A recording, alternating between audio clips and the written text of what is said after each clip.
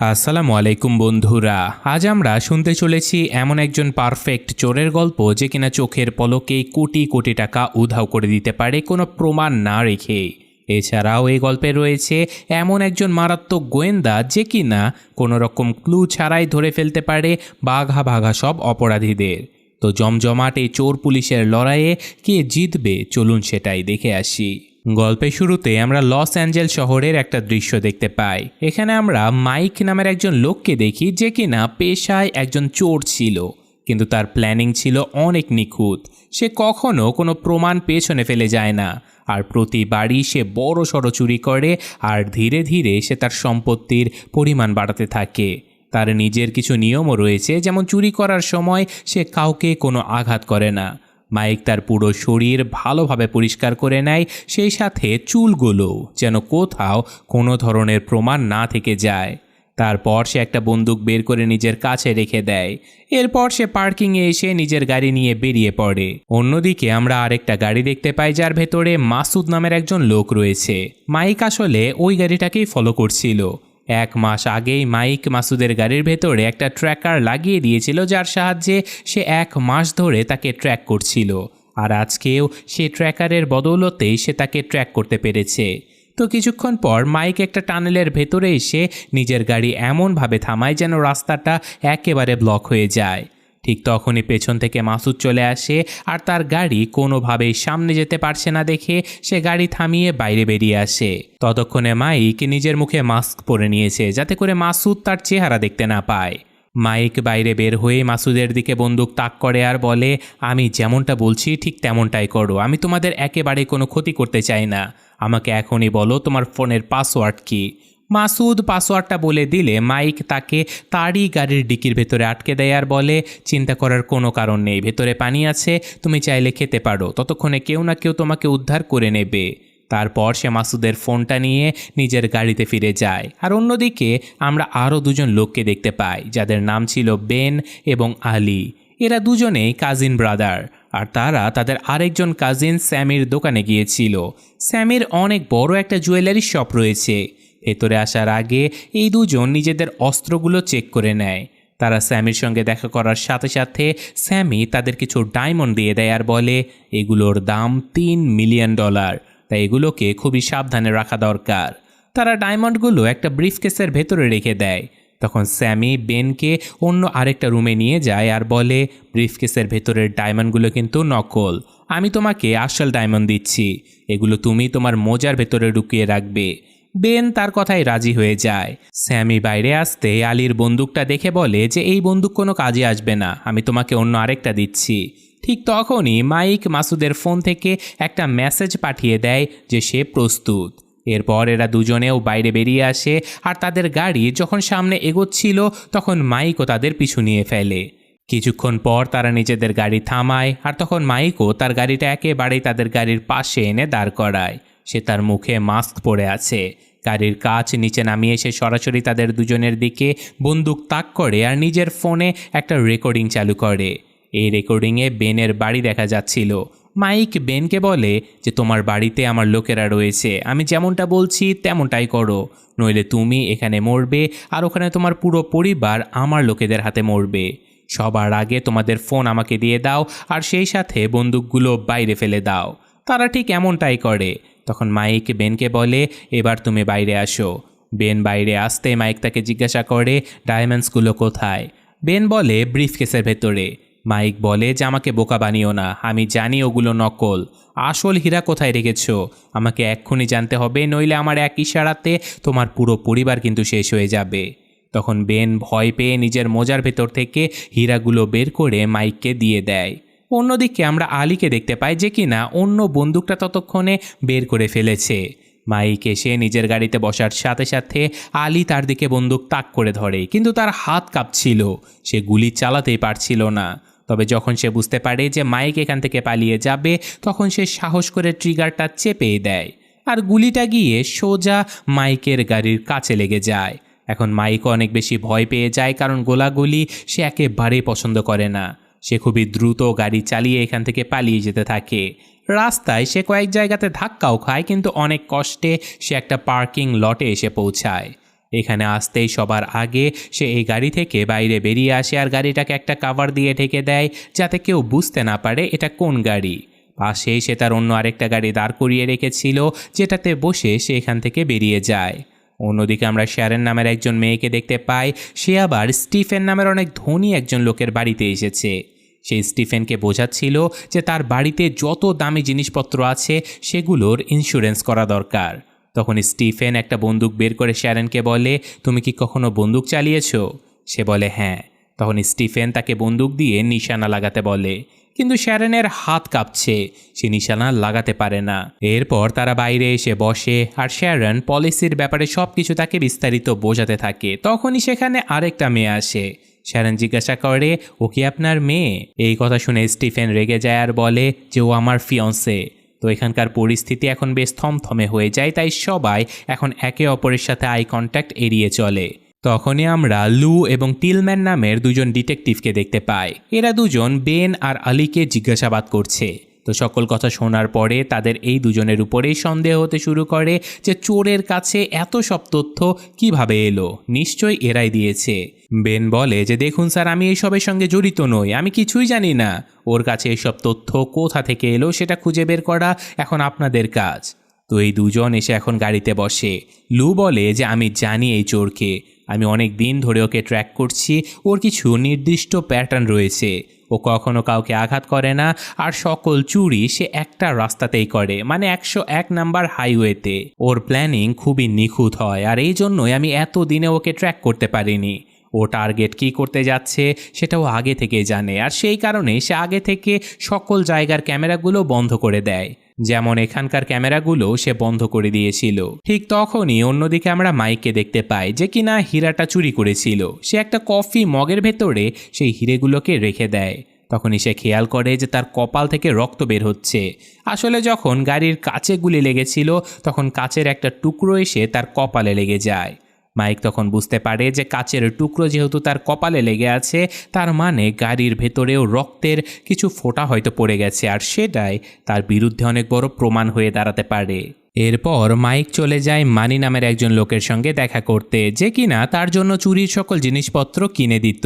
আর এখন তারা পরবর্তী চুরির বিষয়ে যখন কথা বলছিল তখনই মাইক মানিকে সব কিছু খুলে বলে না। তবে মানি বুঝতে পারে যে মাইক হয়তো খুব বড় সড়ো একটা হাত মারতে যাচ্ছে, কিন্তু এখন তার অবস্থা একেবারে আগের মতো ছিল না। তো যাই হোক, সেখান থেকে আসার পরে মাইক একটা মেয়েকে নিজের বাড়িতে ডেকে আনে। এই মেয়েটা একজন প্রস্টিটিউট ছিল, কিন্তু এখানে আমরা দেখতে পাই যে মাইক আসলে কোনো কিছুর জন্যই প্রস্তুত ছিল না। যাই হোক, পরদিন সকালে ঘুম থেকে উঠে মাইক এখন ইন্স্যুরেন্স কোম্পানির সকল কর্মচারীদের তথ্য দেখতে শুরু করে। তখনই তার নজর প্রথমবারের মতো শ্যারনের উপরে পড়ে। অন্যদিকে আমরা শ্যারনকে দেখতে পাই। ইন্স্যুরেন্স কোম্পানির লোকজন তখন একটা মিটিংয়ে বসেছে। সেখানে তারা আলোচনা করছে যে হিরেটা আসলে চুরি হলো কিভাবে, কারণ এখন তাদের ক্লেম পরিশোধ করতে হবে, কারণ ওই হিরের জন্য ইন্স্যুরেন্স করা ছিল। এখানে শ্যারন জানতে পারে যে স্টিফেনের কেসটা এখন অন্য কাউকে দেয়া হয়েছে, যা শুনে সে অনেক বেশি হতাশ হয়ে যায়। এরই মধ্যে স্যামি ডিটেকটিভদের কাছে চলে আসে আর তারা তাকে জিজ্ঞাসাবাদ করে যে তথ্যটা আসলে কিভাবে ফাঁস হলো। তখন স্যামি বলে যে আমি শুধুমাত্র ইমেইলের মাধ্যমে এই ব্যাপারে কথা বলেছিলাম, তার মানে কেউ আমার ইমেইলটাই হ্যাক করেছে। অন্যদিকে আমরা মাইককে দেখতে পাই যে কিনা তার হ্যাকারদের সঙ্গে দেখা করতে আসে। সে তাকে কিছু টাকা দেয় আর বলে যে আমার শ্যারনের সমস্ত তথ্য চাই। তখনই আমরা একজন বাইকারকে দেখতে পাই যে কিনা একটা গাড়ির কাছে এসে তার বাইক থামায় আর গাড়ির ভেতরে গিয়ে বসে। গাড়ির ভেতরে আগে থেকে মানি বসেছিল, আর এখানে যে লোকটা এসেছিল তার নাম হলো অরম্যান। সবাই মনে করে যে এই লোকটা একটু সাইকোপ্যাথ, আর তার পাশাপাশি অনেক বেশি হিংস্রও বটে। মানি তাকে বলে যে হয়তো মাইক অনেক বড় সড়ো কোনো চুরি করতে যাচ্ছে, কিন্তু ওর মাথা এখন আগের মতো একদমই ঠিকভাবে কাজ করছে না। তাই আমি চাই তুমি ওর পিছু নাও আর খোঁজ নাও যে এবার ও কোথায় চুরি করতে যাবে। এরই মধ্যে শ্যারন এসে লুর সঙ্গে দেখা করে আর তাকে বলে যে আমি ইন্স্যুরেন্স কোম্পানি থেকে এসেছি, আমাদের স্যামি আর তার কাজিনদের পলিগ্রাফ টেস্ট করাতে হবে, তারপরে আমরা ইন্স্যুরেন্স ক্লেম পরিশোধ করতে পারবো। আমরা এমন অনেক প্রতারক দেখেছি যারা নিজেরাই চুরি করে আর ইন্স্যুরেন্স কোম্পানির কাছ থেকে টাকাও হাতিয়ে নেয়। এই কথা শোনার সাথে সাথে লু পুলিশ স্টেশনে ফিরে আসে এবং সবাইকে নিয়ে একটা মিটিং ডাকে। সে বলে যে গত 4 বছরে 290টা চুরি হয়েছে, কিন্তু এখন আমি জানি ওই চোরের প্যাটার্নটা আসলে কি। এর মধ্যে মাত্র কয়েকটা এমন চুরি হয়েছে যেখানে একেবারে কোনো মারামারি বা হিংস্রতা হয়নি। আর যখনই তারা এই ফিল্টারটা ব্যবহার করে তখনই বেশিরভাগ চুরির ঘটনা বাদ হয়ে যায় আর মাত্র কয়েকটা চুরি বাকি থাকে। তারপর লু তার পরের কথা বলে যে এই চোর আসলে আগে থেকেই সিস্টেম হ্যাক করে ফেলে। ওর কাছে সিসিটিভি ক্যামেরা আর সিসিটিভি সিস্টেমের পুরোপুরি কন্ট্রোল থাকে। যখনই তারা এই ফিল্টারটা ব্যবহার করে তাদের সামনে হাতে গোনা কয়েকটা চুরির ঘটনা আসে, আর এই সবগুলো চুরি হয়েছে 101 নম্বর রোডে। লু বলে যে আমি জানি এই লোকটা ওর পরের চুরি কোথায় করবে, আমাদের শুধুমাত্র ওর ব্যাপারে খোঁজ নিতে হবে যাতে পরের চুরির সময় আমরা ওকে হাতে নাতে ধরতে পারি। কিন্তু তখনই সেখানে লেফটেন্যান্ট চলে আসে আর লুকে বলে, তুমি এইসব করছোটা কি? তুমি যে রবারিগুলোর শর্টলিস্ট করছো তার মধ্যে অনেক কেস আমরা আগে বন্ধ করে দিয়েছি। তুমি যদি আবারও কেসগুলো রিওপেন করো তাহলে এই খবর মিডিয়া পর্যন্ত পৌঁছাবে আর আমাদের অনেক বদনাম হয়ে যাবে। এমনিতে আমাদের ডিপার্টমেন্টের উপরে অনেক বেশি চাপ রয়েছে, তাই আমি তোমাকে কেসগুলো রিওপেন করতে কখনোই দেব না। অন্যদিকে আমরা অরম্যানকে দেখতে পাই যার নজর এমন একজন লোকের উপরে ছিল যার হাতে একটা ব্রিফকেস রয়েছে। লোকটা একটা জুয়েলারি শপের ভেতরে ঢোকার সাথে সাথে অরম্যান এসে তার মাথায় আঘাত করে আর বাকি সবার দিকে বন্দুক তাক করে তাদেরকে মাটিতে শুইয়ে দেয়। সে ওই লোকটাকে মারতে মারতে বলে যে আমার এই ব্রিফকেসটা চাই। তখন বাধ্য হয়ে ওই লোকটাকে ব্রিফকেসের হাতকড়া খুলতে হয়, কিন্তু অরম্যান দরজার কাছে পৌঁছাতেই তার নজর পড়ে বাকি গয়নাগুলোর উপরে। তখনই সে ফিরে আসে আর একটা মেয়েকে চুল ধরে টেনে কাউন্টারের কাছে নিয়ে যায়। সে তাকে বলে যে এখানে যত গহনা আছে যত দ্রুত সম্ভব ব্যাগে ঢুকিয়ে দাও। গহনা নেবার পরে সে সবাইকে বলে একে অপরের উপরে শুয়ে পড়ো। সে খুব ভালোভাবেই জানতো যে সে চলে যাবার পরেও এদের উঠতে অনেক সময় লাগবে যদি এরা একে অপরের উপরে শুয়ে থাকে তবে। কিন্তু দরজার কাছে পৌঁছাতেই সে দেখতে পায় যে দরজাটা লক হয়ে গেছে। তখন সে কর্মচারীদের উপরে চিৎকার করে আর কর্মচারীরা বলে যে তোমাকে ভেতর থেকে বাজার চাপতে হবে। সে কর্মচারীদের দিকে গুলি চালায় আর বলে যে গিয়ে দ্রুত বাজারটা চেপে দাও। সে বাজার চাপার সাথে সাথে অরম্যান সেখান থেকে বেরিয়ে পড়ে। অন্যদিকে আমরা মাইককে দেখতে পাই। আসলে কিছুদিন আগে একটা রোড অ্যাক্সিডেন্টের সময় মাইকের মায়ার সঙ্গে দেখা হয়েছিল। তার কাছে মায়ের ফোন নম্বরও রয়েছে। সে মায়াকে মেসেজ পাঠিয়ে জিজ্ঞাসা করে যে সে ডিনারে আসতে চাইবে কি না, আর মায়া তার কথাতে রাজিও হয়ে যায়। তো এখন রাতের বেলা তারা দুজনেই একটা ফ্যান্সি রেস্টুরেন্টে গিয়ে দেখা করে। কিন্তু এখানে আসার পরে মায়া একটু অস্বস্তি বোধ করছিল। সে মাইকের দিকে তাকিয়ে বলে যে আমার মনে হয় না আমাদের কথা এগোবে, কারণ আমি এমন রেস্টুরেন্টে আসলে প্রথমবার আসছি।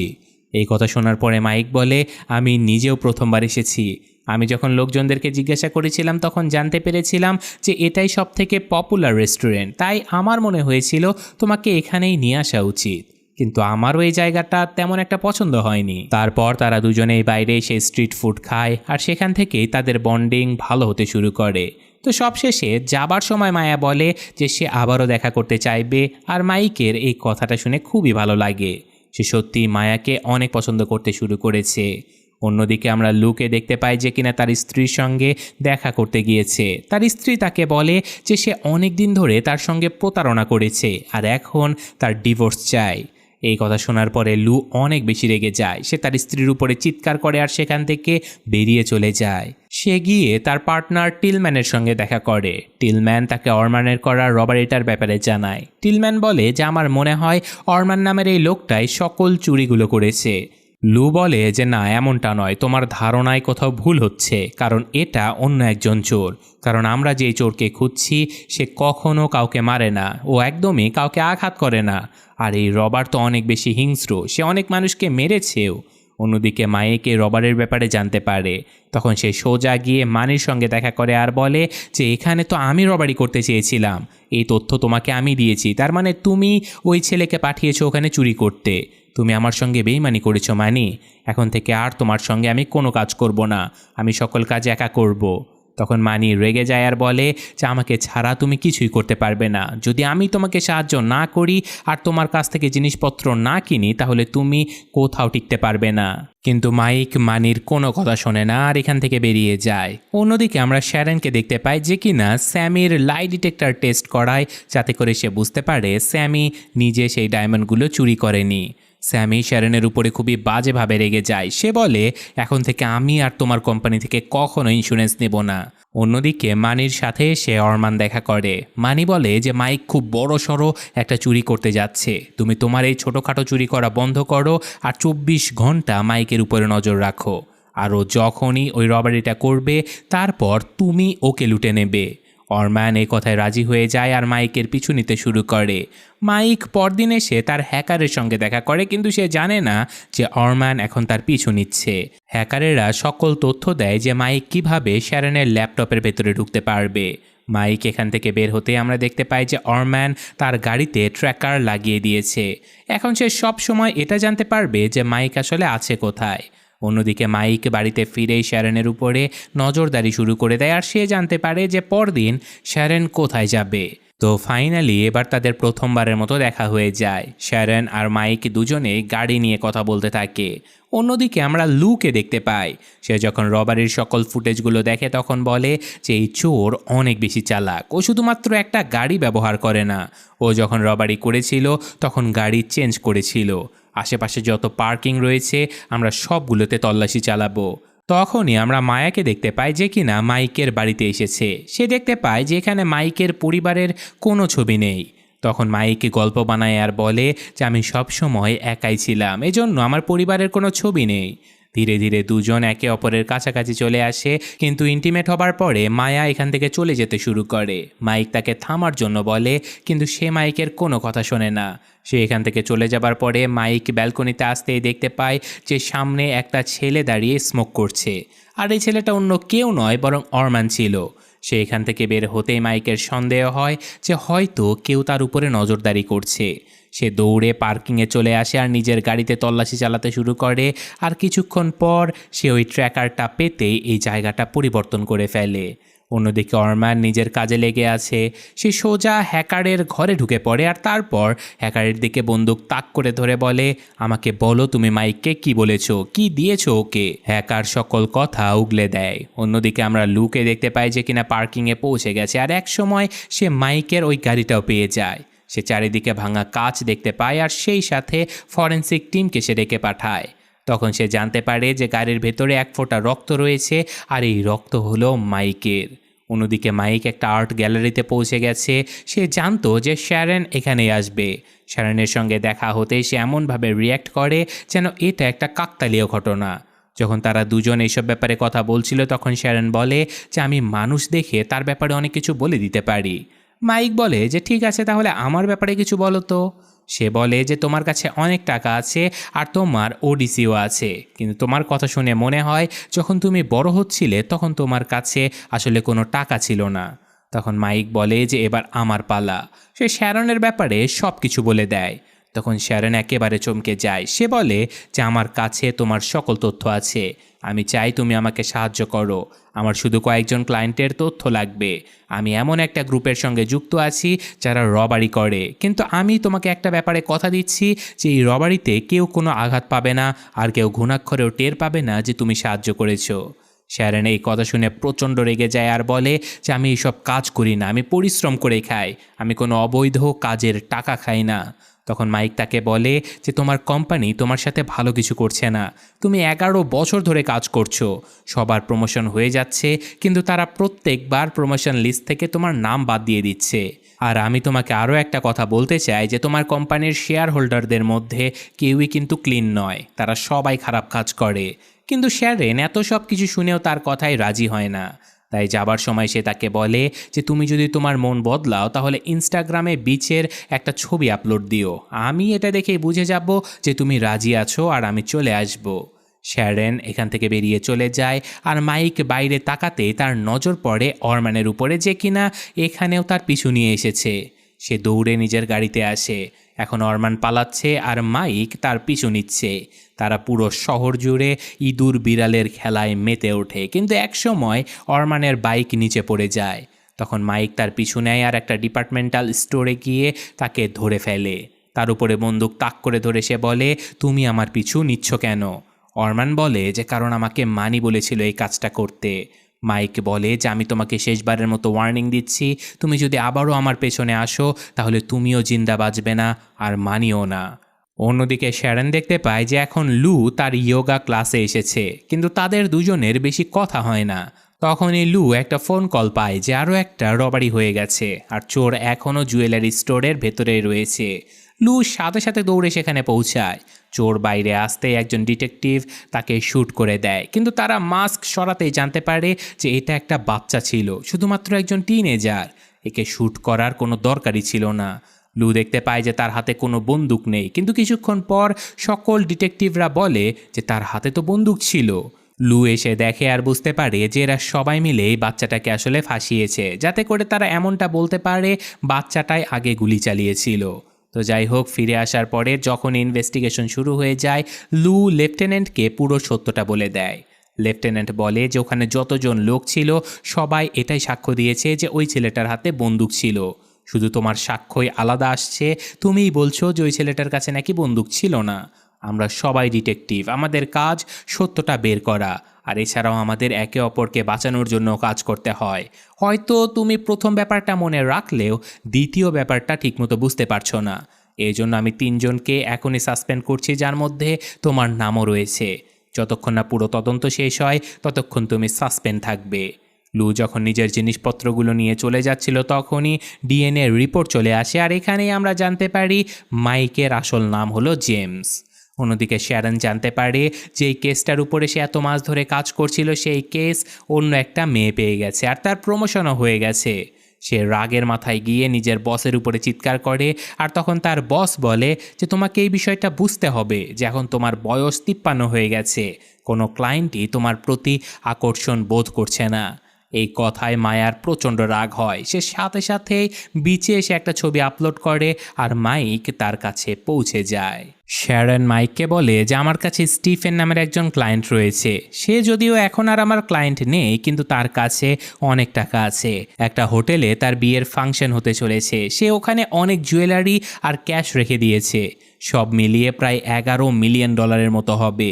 যদি তুমি ওটা চুরি করতে পারো তাহলে আমাকে $3 মিলিয়ন দিতে হবে। মাইক বলে যে ঠিক আছে, আমি তোমার ডিলটা ভেবে জানাবো। অন্যদিকে লু মাইকের বাড়িতে পৌঁছে যায়। প্রথমবারের মতো কেউ মাইকের ব্যাপারে খোঁজ নিতে এখানে এসেছে। তার মা সাথে সাথে তাকে কল করে আর বলে যে বাড়িতে একজন পুলিশ এসেছে তোমার খোঁজ করতে। কিন্তু লু ফোনটা হাতে নিতেই মাইক কল কেটে দেয় আর শ্যারনের কাছে গিয়ে তাকে একটা ফোন ধরিয়ে দেয়। সে বলে যে আমি তোমার সঙ্গে এই ডিলের জন্য একেবারে প্রস্তুত। সে আরও জানায় যে এই ফোনটা ডিসপোজেবল। সে বলে যে প্রত্যেকটা কলের পরে তুমি ফোন আর সিম কার্ড দুটোই নষ্ট করে দেবে। এরপর থেকে শ্যারন কাজে লেগে পড়ে। সে এক এক করে স্টিফেনের সকল তথ্য মাইককে দিয়ে দেয়, কিন্তু নিজের ফোনটা নষ্ট করার পরে সে যখনই ঘরের ভেতরে ঢোকে তখনই অরম্যান তার উপরে হামলা করে দেয়। সে তাকে খুবই বাজেভাবে মারতে মারতে বলে যে আমাকে বলো তুমি মাইকের সঙ্গে কি প্ল্যান করছো। শ্যারন আহত অবস্থায় পরদিন ইয়োগা ক্লাসে পৌঁছায় আর সে লুর সঙ্গে কথা বলে যে সে খুব বাজেভাবে ফেসে গেছে। সে বুঝতে পারছে না যে তার কি করা উচিত। সে এখন পুরো ঘটনা লুকে বলে দেয় যে সকল তথ্য এখন মাইকের কাছে রয়েছে, আর তাছাড়াও অরম্যানের কাছে একটা কুরিয়ার আসার কথা।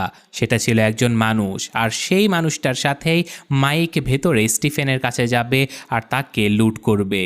লু বলে যে আমি তোমাকে এই গ্যারেন্টি তো দিতে পারবো না যে তোমাকে জেলখানা থেকে বাঁচাতে পারবো, কিন্তু যতক্ষণ না এই ঝামেলা শেষ হয় আমি তোমাকে প্রোটেক্ট করতে চাই, তাই তুমি আমার বাড়িতে থাকতে পারো।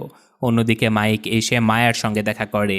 সে বলে যে আমি কিছুদিনের জন্য শহরের বাইরে যাচ্ছি, কিন্তু আমি চাই আমি ফিরে না আসা পর্যন্ত তুমি আমার জন্য অপেক্ষা করো। মায়া বলে যে আমি জানি তুমি আমার কাছে কিছু একটা লুকাচ্ছ, আমি পুরো সত্যটা জানতে চাই। তখন মাইক বলে যে দেখো আমি তোমার সাথে কোনো মিথ্যে বলতে চাই না। তখন মায়া চিৎকার করতে শুরু করে আর মাইক বলে যে তোমার মতো বড় লোকেরা কখনোই বুঝতে পারবে না যে যাদের কাছে কোনো টাকা নেই তাদের অবস্থা আসলে কেমন হয়। এটুকু বলেই সে এখান থেকে চলে যায়। এখন মাইক এয়ারপোর্টের সামনে এসে দাঁড়ায় যেখানে ওই কুরিয়ারটা আসার কথা। মাইক ওই ড্রাইভারের কাছে চলে যায় যে ওই কুরিয়ারটাকে স্টিফেনের কাছে নিয়ে যাবে। সে ড্রাইভারের উপরে বন্দুক তাক করে ধরে আর তাকে ডিক্কিতে আটকে রেখে নিজেই ড্রাইভার হয়ে যায়। অন্যদিকে আমরা ওই লোকটাকে দেখতে পাই যার হাতে কুরিয়ার রয়েছে, কিন্তু তার কাছে অন্য আরেকজন লোক আসে। কিছুক্ষণ পর মাইকের গাড়ির দরজা খোলে আর আমরা দেখতে পাই যে ভেতরে সে লু বসেছে, মানে সে কুরিয়ারের কাছে পৌঁছে গিয়েছিল। সে পুরো ব্যাপারটা বলে নিজেই ব্যাগটা নিয়ে নেয়। এরপর এরা দুজন ড্রাইভ করে হোটেলের ভেতরে পৌঁছে যায়। লু ভেতরে যেতে মাইক যখন স্টিফেনকে দেখে সে তার বন্দুক বের করে ফেলে আর এদের 3 জনকে বলে হাঁটু গেড়ে বসে পড়ো। সে একটা ব্যাগ বের করে আর বলে যে সকল ক্যাশ এর ভেতরে ঢোকাও। কিন্তু স্টিফেন মাইকের কথার সাথে একেবারে কোঅপারেট করছিল না। কিন্তু তার বাগদত্তা বলে যে এই বুড়ো লোকটা একটা পাগল, ও মেন্টাল হয়ে গেছে। কে জানে মরার পর এই টাকা বুকে নিয়ে কি ও কবরে যাবে নাকি। সে নিজেই সকল টাকা এখন ব্যাগে ভরতে শুরু করে। তারপর মাইক লুর দিকে বন্দুক তাক করে আর বলে যে এই ব্রিফকেসটা খোলো। কিন্তু লু ব্রিফকেসের ভেতরে বন্দুক লুকিয়ে রেখেছিল। সে সাথে সাথে মাইকের দিকে বন্দুক তাক করে ধরে। এরা দুজন এখন একে অপরের দিকে বন্দুক তাক করে আছে। লু বলে যে আমি একজন পুলিশ আর আমি তোমাকে গ্রেফতার করছি। কিন্তু ঠিক তখনই অরম্যান ভেতরে ঢুকে পড়ে আর সে মাইককে মেরে হাঁটু গেড়ে বসিয়ে দেয় আর নিজের বন্দুক লুর দিকে তাক করে। সে লুকে বলে যে নিজের বন্দুকটা এক্ষুনি ফেলে দাও। তখন অরম্যান বুঝতে পারে যে লু একজন পুলিশ অফিসার আর সে তার চেহারা দেখে ফেলেছে। তখন অরম্যান একেবারে পাগল হয়ে যায়। সে লুকে যখন শ্যুট করতেই যাবে তখনই কিছুক্ষণ পর গুলির আওয়াজ শোনা যায় আর আমরা দেখতে পাই যে মাইক অরম্যানকেই শ্যুট করে মেরে ফেলেছে। সে লুর দিকে তাকায় আর বলে যে ও তোমাকে গুলি করতে যাচ্ছিল।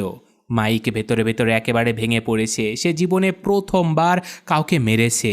অরম্যান মারা গেছে। লুও বিষয়টা বুঝতে পারে, তাই সে মাইকের কাছে আসে আর বলে যে আমি জানি তুমি কাউকে মারতে চাওনি আর তুমি কাউকে মারোওনি। এখন আমি যেমনটা বলছি ঠিক তেমনটাই করো।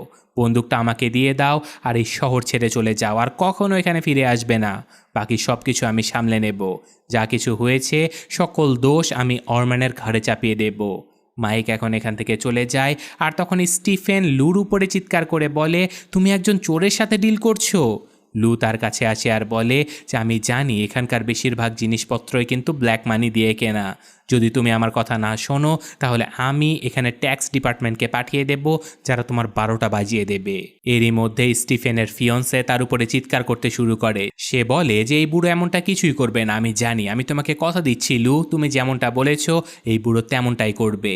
তখন স্টিফেন তার কথায় রাজি হয়ে যায়। আর লু যখন ফিরে যাচ্ছিল তখনই আমরা দেখতে পাই যে সে স্টিফেনের ডায়মন্ডগুলোর মধ্যে থেকে কিছু ডায়মন্ড চুরি করেছে।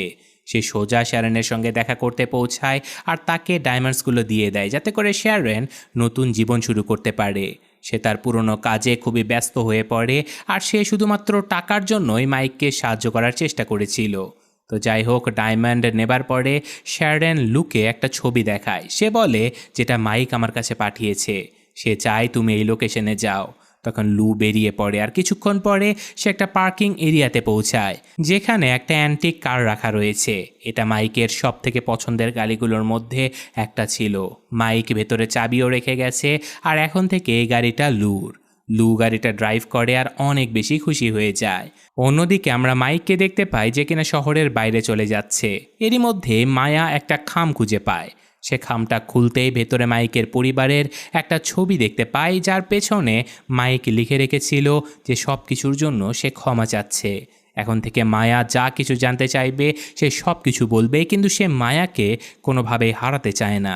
মায়া মুচকি মুচকি হাসে, মানে সে মাইককে ইতিমধ্যে ক্ষমা করে দিয়েছে, অর্থাৎ এরা দুজন আবারও একসঙ্গে হতে যাচ্ছে। আর এরই সাথে সাথে গল্পটা এখানেই শেষ হয়ে যায়। তো বন্ধুরা, গল্পটা কেমন লাগলো সেটা কমেন্টে জানাতে ভুলবেন না, কারণ এই গল্পটা একেবারেই রিয়েল চুরি, রিয়েল ডিটেকটিভ এইসব কিছু নিয়েই তৈরি।